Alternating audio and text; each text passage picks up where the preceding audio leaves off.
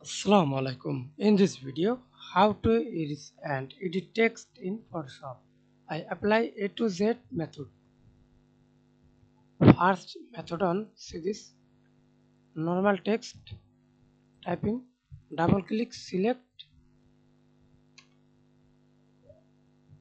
read it.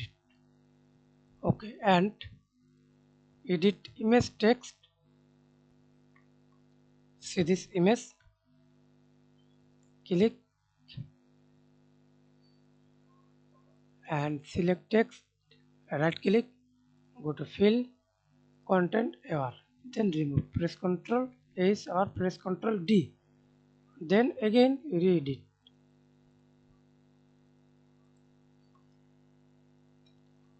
Mac box. Press Ctrl T, resize the text. Okay, and erase. Click, select erase tool, right click, erase, right click, convert to shape.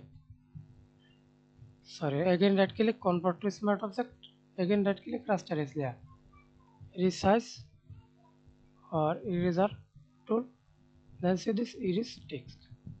That's it. Thanks for watching video. Please subscribe to my channel, like, comment, share.